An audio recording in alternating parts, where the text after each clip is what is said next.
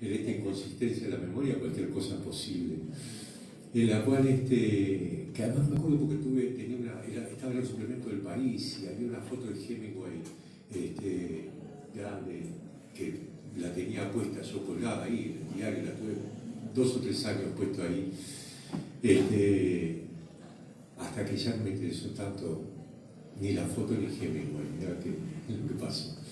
Pero donde hablaban Scott Fitzgerald y se cambiaban tantas y Hemingway respecto a si los personajes que ellos, uno preguntaba al otro, ¿te referenciás con los personajes, con uno, te referenciás con otro?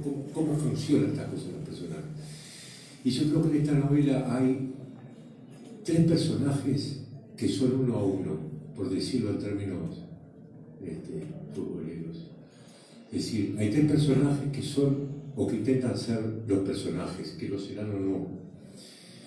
Después hay 2 o 3 que son 2 a 1, y después el resto, no sé si tiene alguna relación o algún vínculo con la realidad.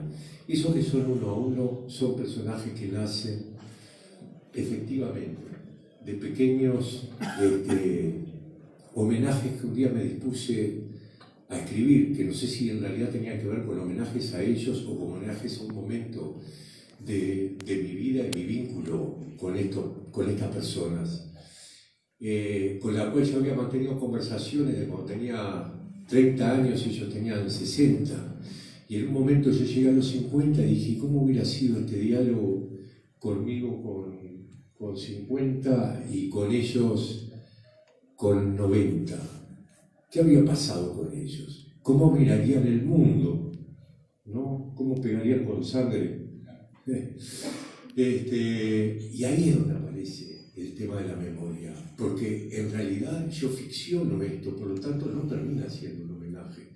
Ficciono esos diálogos, aunque dentro de esos diálogos se reproducen partes exactas de diálogos que por alguna razón quedan fijadas en mi memoria, pero ya los diálogos son otros frente a esa realidad y frente a ese mundo que pasó, ¿no? Como decía Nico, si hay una parte política en esta novela, que la hay, es la excusa también de hablar de fracasos y de contradicciones, ¿no? De un siglo doloroso. ¿Con qué ojos los miramos? No es que me haya preocupado deliberadamente en escribir eso, pero en mí eso estaba habitando. Por eso fui a buscarlos a estos personajes, a conversar con ellos. No sé, ¿qué carajo seguir? Está buenísimo. También hay, más allá de la parte como de los hechos, de la historia, que de alguna manera tratar de que aparezca, está toda la parte como chiquitita, ¿no? Que es la que muchas veces nos hace conectar, recuerdo, no sé, las imágenes, los olores, los paisajes, niebla, el frío, ¿no? Hay un montón de cosas que tienen que ver con el lugar y uno como que va a centrar en clima. Justo leí algo que escribió, que contestó una entrevista a William Burroughs hace mucho tiempo, y hablaba de la idea de lo que es las palabras y la imagen, ¿no? Y cómo se relacionaba ahí con las palabras y con la imagen, que es algo que para un escritor es muy importante, o no sé, a veces es simplemente escribir, otras veces es realmente visualizar, o sea, es como un tema muy de la percepción, si es más visual o no, y en tu caso, que tuviste una trayectoria como muy directa con el manejo del lenguaje a nivel universitario, ¿no? ¿Cómo has trabajado toda esa parte de las imágenes y de las palabras para crear una historia con todos estos ingredientes que tiene que uno realmente se mete, ¿no? Sí, en realidad no tengo mucha idea cómo lo he trabajado. Sí, lo que siento es que ha sido un gran desafío. Es decir, mi interés por escribir es mi interés por escribir.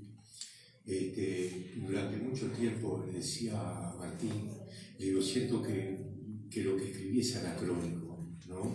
Alguien me dijo, no, es solemne, pero hay algo que se respira en todo esto, que es o por lo menos después de escribirlo y después de leerlo y después de sucesivas y casi enfermizas, etapas de corrección, que yo quería meterme en esas cosas pequeñas, que quería meterme en los olores, que quería meterme en los sonidos, pero que era una forma también de defender y armar un bastión de la palabra frente a la imagen.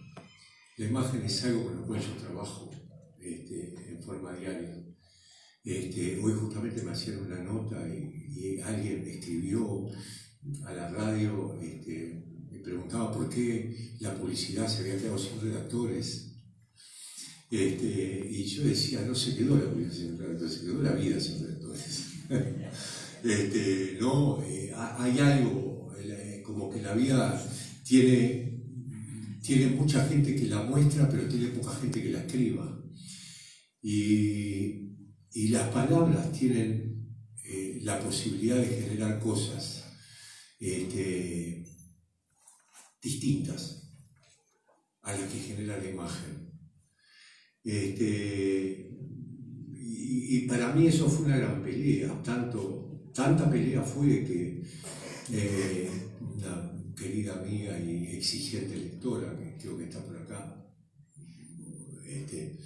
que fue la primera que leyó estos manuscritos y me dijo de frente y mano, le sobran 100 páginas. Y yo me fui con un dolor en el alma, ¿cómo que le sobran 100 páginas? Perdón, no me dijo 100, me dijo 50. Fue en realidad generosa, porque sabía que 100 iba a doler más que 50. Y en realidad parte de eso era parte de esas cosas tenían que ver con la cosa más descriptiva, con la cosa más sensorial. Le hizo mucho bien a eso, esas 50 páginas que se transformaron en 100 porque las dejé a un costado y dije, acaba la segunda novela. No, vieja conducta publicitaria, cambiemos el logotipo y veamos si se lo podemos colocar a otro para que no reboten algo.